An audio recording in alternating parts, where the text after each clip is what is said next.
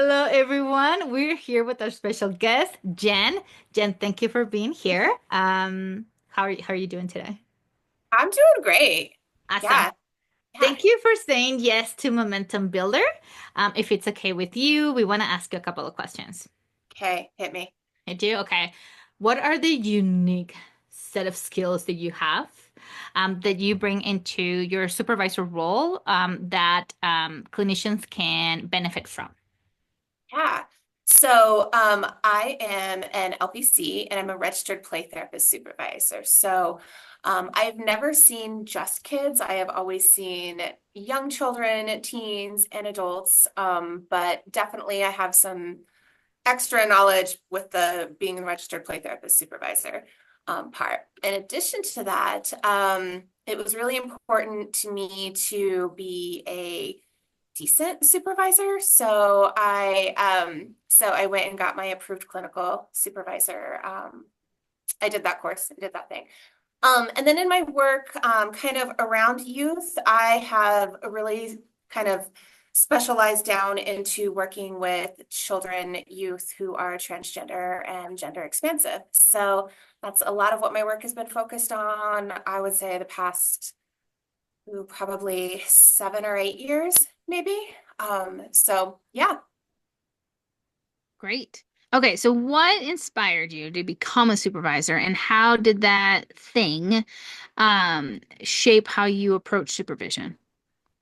I was fortunate to have some really great supervisors when I was kind of, rising up. And those, things that I liked about that, things that maybe I wished had gone a little bit better, just made me curious to how can I do this? I also really love the kind of, mentoring aspect of it, of helping newer clinicians kind of thrive in this field because I think that there's a lot that people don't know and you don't know it, right? Yeah. Being able to help with supervision, but also from, different perspectives. So what does this look like from a play therapist perspective? What does this look like, if you are really focusing on supporting the queer community? How might this look different in private practice versus an agency or somewhere else? Yeah, all of those things were important to me. I just like it. I like supervising. What are the most common challenges the therapists are facing in their professional growth, and how you support them with those barriers? So right now, there's a lot of challenges, I would say, with our political environment. So it's just a lot of uncertainty. So I think it's, I don't want to say calming fears, but, acknowledging and working with those fears and kind of, going back to, okay, what's absolutely important, what's absolutely necessary, what is your why? How do we keep from spinning out of control? Yeah. I think those are some right now challenges. In general, other challenges I see are just, especially working with kids, things such as I am great with working with kids, not a problem. How do I work with their parents? That's a whole other story. How do I incorporate parents? They want the whole family to come. What's that going to look like? What kind of paperwork do I need from everyone? What if this person won't sign this or this person wants this? So, some of it's very environmentally based on just what's going on in the world, and some of it is just logistics of how do I do this in the best way I possibly can without getting in trouble? Because I'm not trying to get in trouble here. So how can I do the best I possibly can? Okay. In your supervision, how do you incorporate cultural humility? Hmm. I talk a lot about what lens you are viewing things from. When I work with students, I work at a university. So when I work with students, we talk about broaching statements and Mm. how do you kind of bring yourself into the room and create a space where, your client is also, you're creating a space where your client is also going to be comfortable bringing their whole selves in the room. Yeah. Knowing when to I guess not over identify with a client for the sake of building rapport, acknowledging the differences, acknowledging that how I'm viewing things through my lens is informed by my background, my experiences. That's going to look different from, your, supervisee lens, which is going to look different from your client's lens. So kind of helping them see all of that, because I think that sometimes we are very, very quick to judge things when we don't know the background of where they're coming from. So yeah, Nice. thing I try to work with. What is an advice that you will give therapists looking to enhance their clinical skills and confidence while choosing a supervisor or a mentor?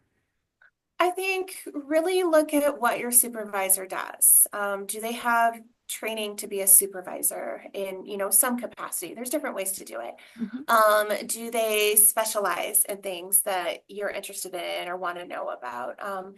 There's some advantages to having a supervisor who practices differently from you, but I think a lot of, when you are choosing a supervisor, you want somebody that's really going to understand some of the nuances of not just therapy in general, but somewhat niche down to what you are actually doing too. So yes, if you want to be working with children, even if you're not going to get your RPT, that's fine, no judgment, I get it. But maybe work with somebody who does have an RPT-S or does at least have background in that field. What kind of training have they taken? Those are things that it's okay to ask those things. It's okay to interview your supervisor for sure. Because I am also interviewing you as a supervisee to make sure that, we're going to be a good fit and that we're on the same page, for a lot of things. It's a different relationship than a therapist, right? It's a different Mhm. relationship from your friends. It's, yeah, but it's a pretty important relationship. Yeah. Hey, so when you're not wearing all your professional hats, including your brand new title at Regis, what do you do to recharge and take care of yourself? I sleep, I think. Um, It's a good one. It's a I great mean, one. I mean, honestly, yeah, I sleep. I try to spend time outside, even if I am working. I really get recharged just by fresh air. Nature, like, kind of remembering that there's a world outside of my little bubble. And I find creative random things to do, and these kind of change because, ADD minds like perseverate on certain things at certain times. So Yeah. right now, like a lot of my friends have water bottles or mugs or something that I've made for them, and I just continue to give them to them for every occasion. So I got a fancy machine that does that, and that's fun right now. So it Oh, won't be after a while. I'll move on to something else. But wait. finding creative outlets and I think being outside. Yeah. Everyone who's listening, do not send her request to create a bottle for you. Like she just said, Fran, you have to be a Fran. I They mean, might. I am, it is like markedly noticeable that I don't have a water You bottle. don't. And as soon as I said that, I was like, Jessica does not have one. Like, But now you will. Now you will. now Yeah. I just made it awkward. Yeah, no, it's not awkward at all because I'm cognizant of this fact already, actually. Like this is already on my radar. So yeah, Nice. don't worry, you're gonna get one. I'm just like creating the perfect one for you in my head still. Oh, nice save. It is a nice save. Thank you, Jen, for being here. Thank you for saying yes to this project Of and course. for sharing with anyone listening out there in regards to your specialties. And again, thank you for being part of Momentum Builder. Absolutely. I love this idea. Can't wait to meet everyone.